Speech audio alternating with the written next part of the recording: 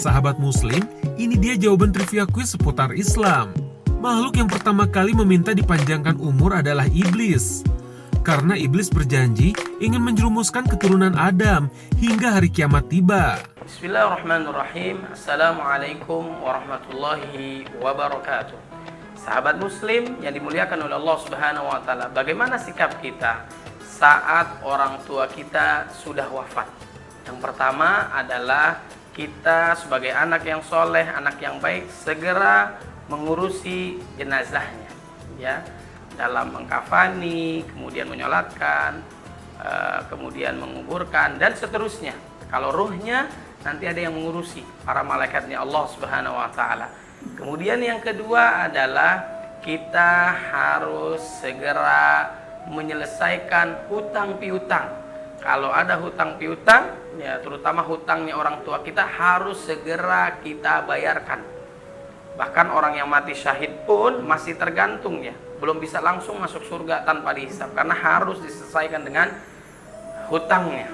Nah, kemudian yang ketiga adalah kita harus tunaikan wasiat orang tua kita. Apa yang bisa kita lakukan, segera kita lakukan. Kemudian yang keempat, saat itu semua ketiga hal sudah dilakukan, yang harus kita kerjakan adalah memberikan warisan kepada anak-anak yang berhak. Segera kita bagikan, ya, supaya adil sesuai dengan ketentuan yang diatur oleh Allah Subhanahu wa taala melalui Quran dan sunnah hadis Nabi Muhammad sallallahu alaihi wasallam. Sahabat Muslim, saat Rasulullah wafat, beliau tidak meninggalkan harta sedikit pun. Bahkan beliau pun belum sempat menebus baju perang yang beliau gadaikan pada orang Yahudi untuk membeli gandum bagi keluarganya. Banyak pula yang bertanya-tanya, mengapa para sahabat tidak memberi bantuan secara ekonomi kepada Rasulullah? Jawaban mengenai hal tersebut dapat kita temukan lewat sebuah kisah. Saat sahabat Umar dan sahabat lainnya sholat bersama dengan Rasulullah, mereka mendengar bunyi gesekan keras bagai tulang yang beradu. Usai sholat, sahabat Umar bertanya, "Ya Rasulullah, apakah engkau sedang sakit?" Karena setiap ruku dan sujud terdengar bunyi gesekan bagai tulang yang beradu. Akhirnya Rasulullah membuka kain penutup di perutnya dan nampaklah batu-batu yang diikat. Lalu Rasulullah pun memberitahu sahabat Umar bahwa batu tersebut diikat untuk menahan rasa lapar, sehingga bila beliau bergerak, maka batu-batu tersebut akan bergesekan. Mendengar penjelasan tersebut, sahabat Umar dan para sahabat lainnya bersedih dan berkatalah, "Ya Rasulullah, mengapa engkau tidak meminta kepada kami? Jika engkau lapar, kami akan menyediakan makanan untukmu." Rasulullah pun menjawab, "Tidak Umar, aku tahu apapun akan kalian korbankan demi aku. Tetapi apa yang harus aku katakan di hadapan Allah Subhanahu wa taala nanti jika sebagai pemimpin aku harus menjadi beban bagi umatku?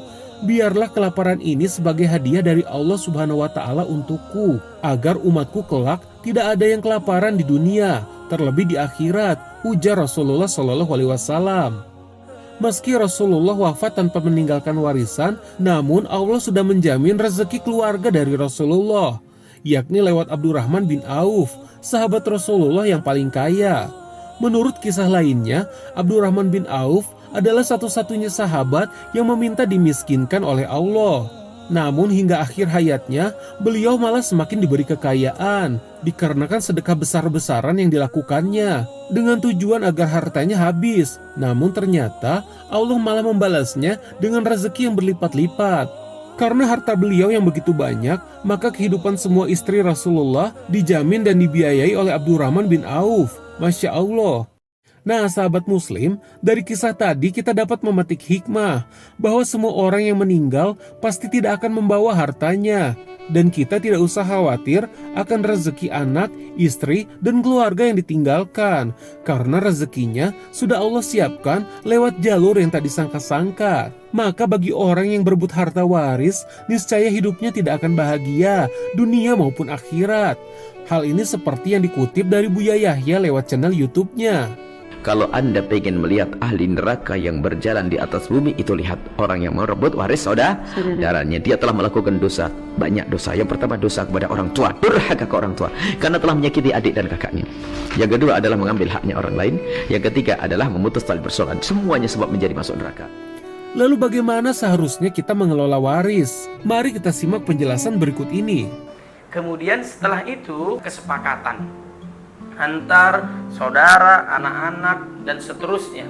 Bagaimana kita harus segerakan atau kita menunggu, mungkin ada anak-anak yang masih kecil, butuh perhatian dan sebagainya. Nah, ini sesuai dengan kesepakatan. Yang jelas harus adil dan disegerakan. Jangan ditunda-tunda, itu adalah hak daripada ahli waris.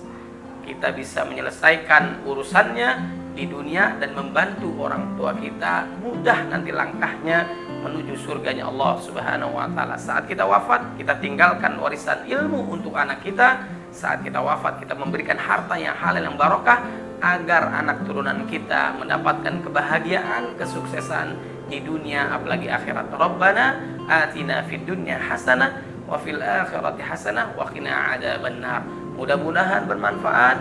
Assalamualaikum warahmatullahi wabarakatuh. Sahabat Muslim, saatnya trivia quiz seputar Islam. Siapakah raja yang disiksa Allah selama 400 tahun dengan nyamuk di dalam kepalanya? Tunggu jawabannya sesaat lagi.